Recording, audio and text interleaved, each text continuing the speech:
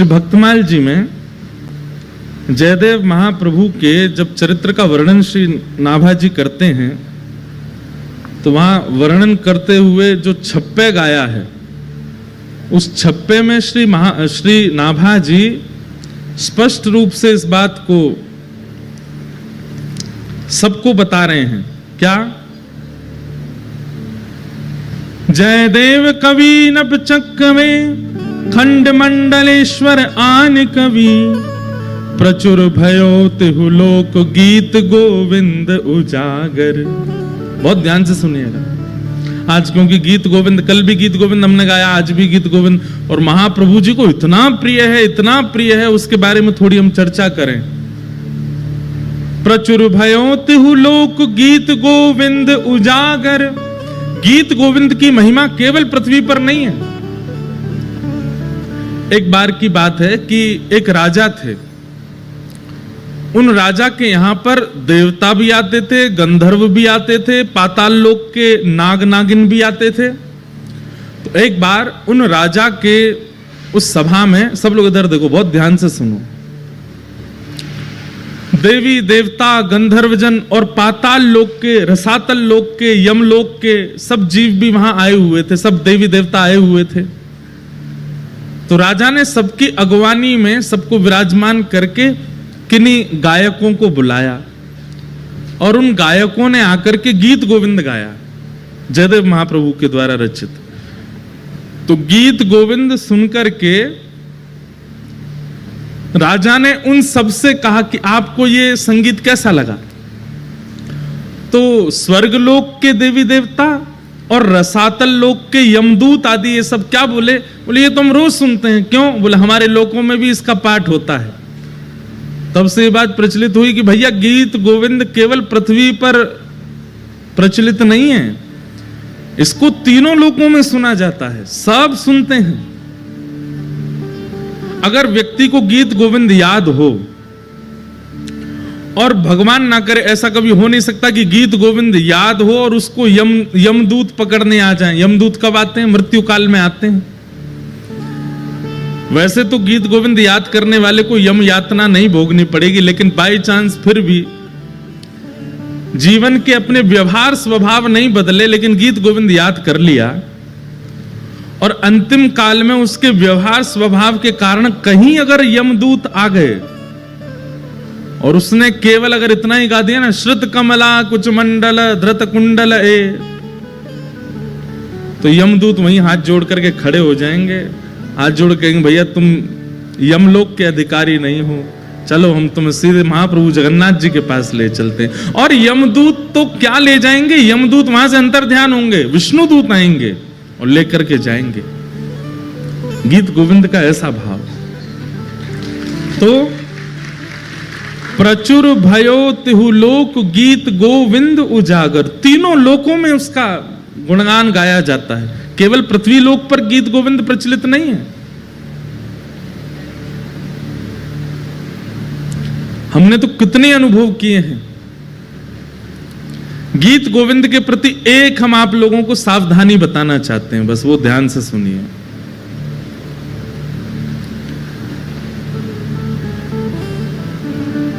वैसे तो ये सावधानी रखने वाली बात भी है, लेकिन कई लोग टेस्ट लेने के लिए इसको कर भी सकते हैं कि प्रयास करें कि गीत गोविंद जब गाया जाए और गीत गोविंद का जब पाठ किया जाए तो उस समय स्थान, मौसम और लोगों को देख लिया जाए। अगर स्थान उचित नहीं है, ये विचार कर लेना चाहिए कि महाप्रभु अगर जगन्नाथ जी यहां आए तो उनके योग्य व्यवस्था है कि नहीं।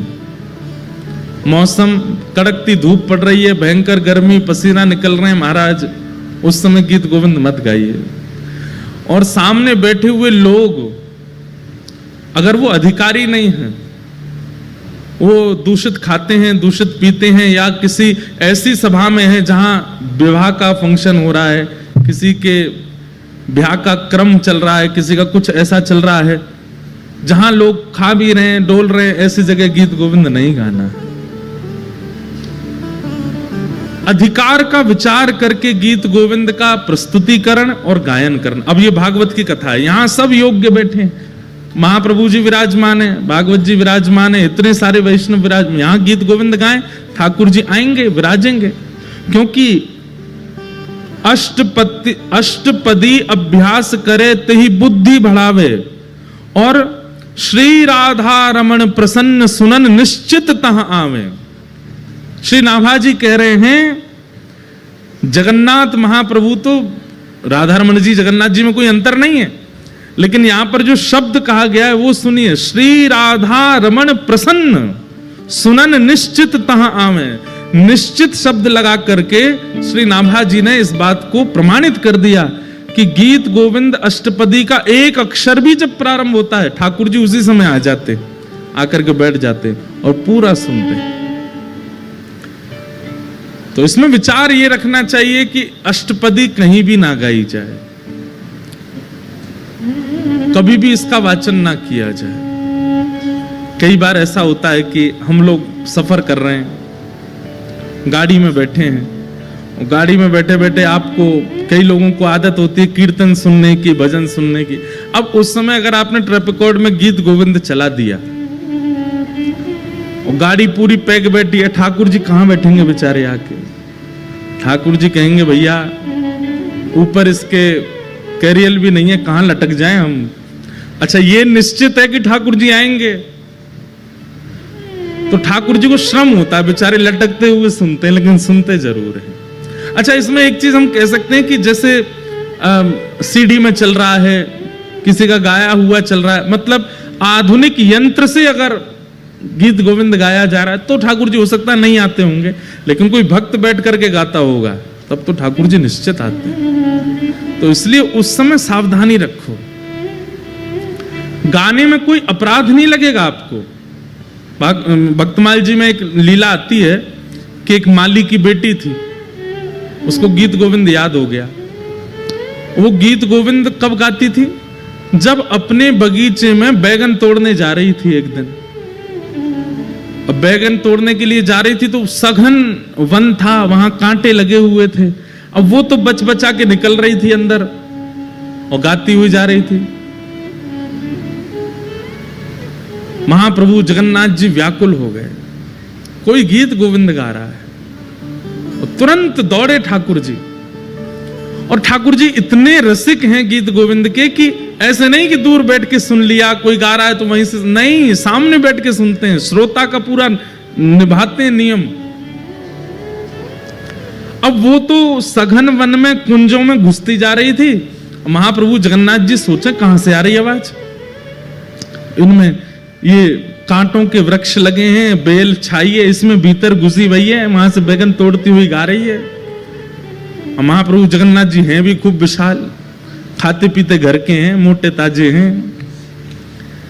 अब जैसे ये घुसे भीतर, सोचो कभी कभी इमेजिन करो इनके स्वरूप को, ये कैसे घुसे होंगे भीतर। जैसे ही भीतर पहुंचे तो कहीं कहीं से तो वस्त्र फट गए इनके, कहीं पर कांटे लग भी गए, लेकिन मधुर मुस्कान ठाकुर जी सुन रहे हैं। कभी कभी लगता है कि महाप्रभु जगन्नाथ जी 24 घंटे प्रसन्न मुद्रा में ही रहते हैं। क्यों? क्योंकि 24 घंटे कहीं ना कहीं गीत गोविंद चलता ही रहता है, इसलिए ठाकुर जी प्रसन्न रहते हैं, इतना प्रिय है ठाकुर जी को। तो महाप्रभु जी उसका गीत गोविंद सुन रहे थे, बड़े भाव से गा रही थी। जैसे गीत गोविंद विश्राम हुआ, महाप्रभु जी दौड़े मंदिर के लिए, मंदिर में जाकर के विराजमान हुए। तभी पुजारियों ने देखा बलभद्र जी सुभद्रा जी के वस्त्र तो बिल्कुल बढ़िया हैं और ये इनके अस्त व्यस्त हो गए, फट गए जगह जगह से। पूछा, हे महाप्रभु जी ये आपके वस्त्र कैसे फट गए?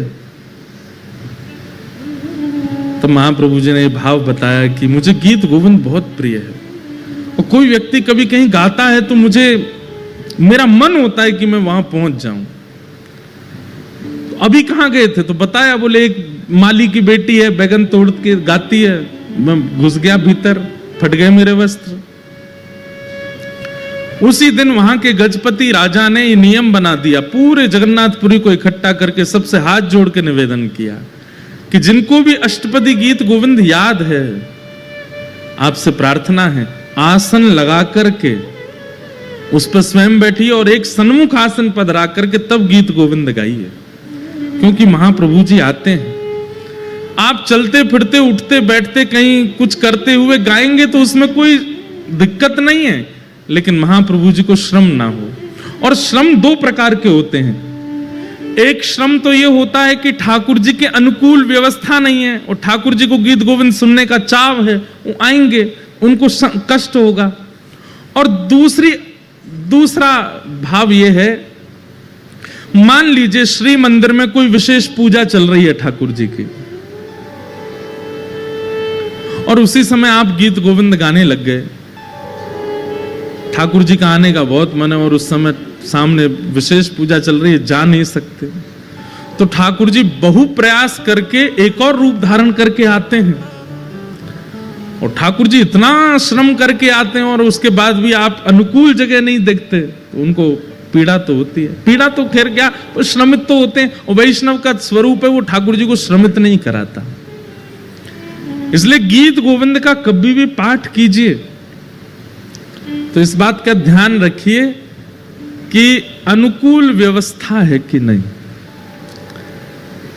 चलते फिरते उठते बैठते अगर गाड़ी चल रही है तो रोक लीजिए, बगल वाले को उतार दीजिए और विचार कीजिए महाप्रभु जी बैठे, अब गा दें। बहुत ही चाव आ रहा है, गाने का बहुत मन हो रहा है, तो ऐसी स्थिति में आप गा सकते हैं। जहां अनुकूल ऐसा लगता हो कि ठाकुर जी विराजेंगे तो उनको संकट कष्ट नहीं होगा, ऐसी जगह गीत गोविंद गाइए। जहां योग्यताएं दिखती हो वहां गीत गोविंद का पाठ करो, क्योंकि श्री नाभा जी कहते हैं, राधा रमण प्रसन्न सुनन निश्चित तहां आवे। और एक बहुत विशेष बात गीत गोविंद के लिए, अष्टपदी अभ्यास करे तिहि बुद्धि बढ़ावे। अगर कोई व्यक्ति गीत गोविंद अष्टपदियों का अभ्यास करता है, केवल श्रुत कमला कुछ मंडल एक ही अष्टपदी याद करने से काम नहीं चलेगा। ये हमारे पास पूरा गीत गोविंद है, इसमें बहुत सारी अष्टपदियां हैं और अष्टपदी का स्वरूप ऐसा है कि सब संस्कृत पढ़ने में बहुत आसान लगेंगे, लेकिन गीत गोविंद महाकाव्य की संस्कृत आसानी से पढ़ी नहीं जा सकती। छंद ऐसे हैं कि आप सामान्यतया पढ़ नहीं पाओगे, इसलिए उसका अभ्यास कीजिए। और अगर आप गीत गोविंद अष्टपदियों का अभ्यास करते हैं, नित्य उनको पढ़ते हैं, नित्य उनको अपने ध्यान में लाते हैं, तो उससे क्या होगा, श्री नाभा जी कहते हैं, तेहि बुद्धि बढ़ावे। बुद्धि बढ़ावे मतलब विवेक जागृत होता है। एक बात सुनिएगा,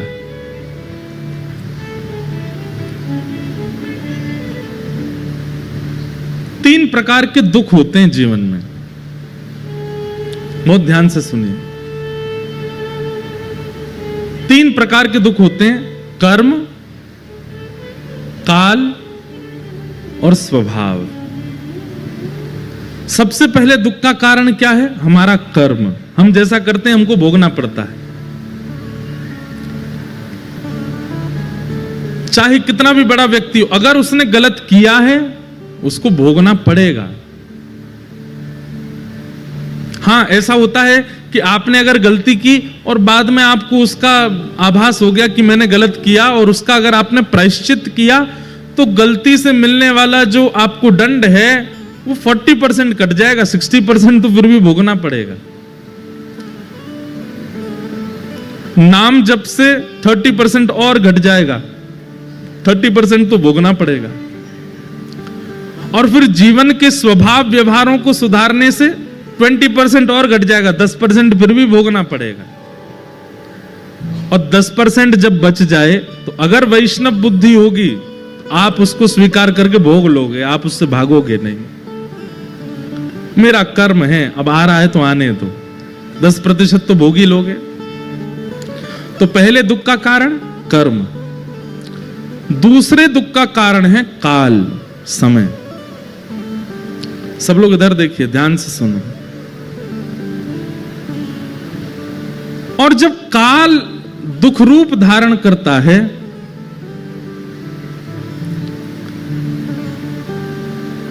तो काल क्या करता है, मति का हरण कर लेता है। व्यक्ति का जब समय खराब आता है ना, तो कितना भी बुद्धिमान हो, उसकी बुद्धि उल्टी हो जाती है।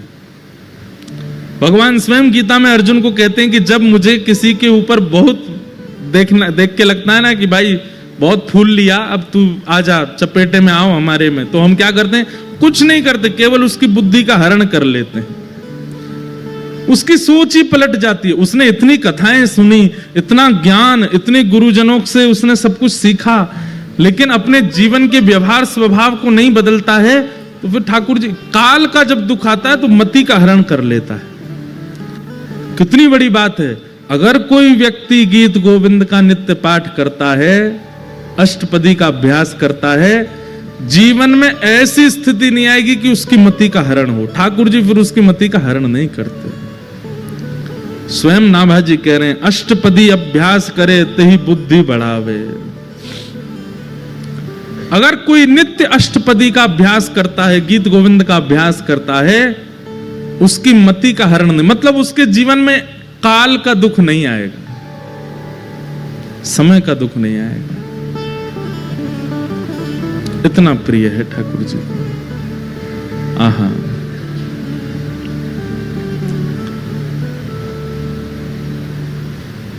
अरे और कहां तक कहें।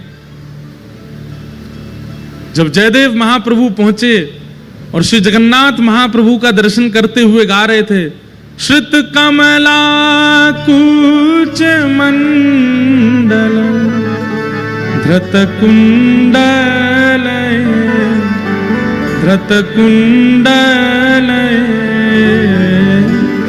कलित ललित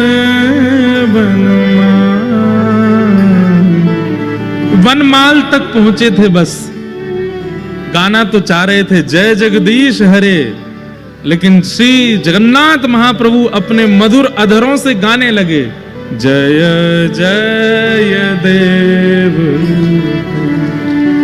आज जय जगदीश हरे नहीं होगा, आज जय जय देव हरे होगा। हे जयदेव, तुम्हारे इन भावों को हम प्रणाम करते हैं। हमारी इन अंतरंग स्थितियों को तुम लिख रहे हो, हम वंदन करते हैं। श्री जयदेव महाप्रभु वो पहले ब्याह नहीं कर रहे थे। इधर देखो, ध्यान से सुनो। सबको आवाज आ रही है हमारी? किसी को नहीं आ रही हो तो हाथ ऊपर करो। सबको आ रही है ना? हाँ, तो ध्यान से सुनो। जयदेव महाप्रभु पहले ब्याह नहीं कर रहे थे, और ये निश्चित होता है कि जिसके अंदर भक्ति मात्रा में आ जाती है वो ब्याह से भागता है। वो संसार के विषयों से कहीं ना कहीं स्वयं को बचाता है। तो जयदेव महाप्रभु, आपके माता पिता जो थे वो बाल्यकाल में ही चले गए थे। तो बचपन से ही आप जगन्नाथ महाप्रभु को ही अपने माता पिता मानते थे। जब जगन्नाथ भगवान का इन्होंने दर्शन किया, तो दर्शन करने के बाद में इनके मन में भाव आया कि मैं एक नियम धारण कर लेता हूं। क्या? मैं इतना विरक्त भाव में रहूंगा, वृक्ष के नीचे रहा करूंगा, और एक रात जिस वृक्ष के नीचे रहा, दूसरी रात उस वृक्ष के नीचे नहीं रहूंगा। ऐसा नियम बना लिया जयदेव महाप्रभु ने। गीत गोविंद इतना प्रिय लेखनी से नहीं बना है, इतना प्रिय शब्दों से नहीं बना है, इतना प्रिय जगन्नाथ जी को रचयिता की वजह से बना है। शब्द तो संस्कृत के हैं, मैं भी लिख सकता हूं, आप भी लिख सकते हो। कई बार सब्जी अच्छी नहीं बनी है, लेकिन किसने बनाई है? पत्नी ने बनाई है, तो अच्छी बतानी पड़ती है। कैसी बनी? बहुत अच्छी बनी, बहुत बढ़िया बनी है। अरे चलो, पत्नी तो रोज बनाती है, पति ने बनाई है। हाँ, पति कभी कभी भोजन रसोई घर में घुस जाता है तो गैस चूल्हा सब घबरा जाते हैं, बोले आज हमारी शामत है, आ गया, अब बनाएगा कुछ। तो जब पति रसोई घर में जाता, उस दिन सबसे ज्यादा खुश होती है पत्नी, और बच्चे तो कूदते रहते, आज पिताजी बनाएंगे कुछ। तो पतिदेव कैसा भी भोजन बनावे, पत्नी जब पाती है तो क्या कहती? बहुत अच्छा बना, बहुत अच्छा, सब कुछ। पत्नी को पता चल जाता है इसमें नमक कम है, नींबू भी कम है, थोड़ी सी मिर्च ज्यादा हो गई है, बच्चों को कहती है नहीं नहीं इसका पेट भरा, इसको मैं दोबारा खिलाऊंगी, वो फिर बाद में सही करके बच्चों को खिलाती है, लेकिन पति से क्या बोलती है, बहुत अच्छा बना है। मतलब सामग्री से कई बार प्रेम नहीं होता है, सामग्री बनाने वाले से प्रेम होता है। महाप्रभु जगन्नाथ जी को सामग्री तो बहुत प्रस्तुत करने वाले हैं, पर प्रस्तुत करने वाला कैसा है उससे ठाकुर जी को सामग्री अच्छी लगती है। ये गीत गोविंद इतना प्रिय क्यों है ठाकुर जी को? क्योंकि जयदेव महाप्रभु, और उन जयदेव महाप्रभु ने ऐसा नियम बना लिया कि मैं एक वृक्ष के नीचे एक रात रुकूंगा और अगले दिन दूसरे वृक्ष के नीचे चला जाया करूंगा।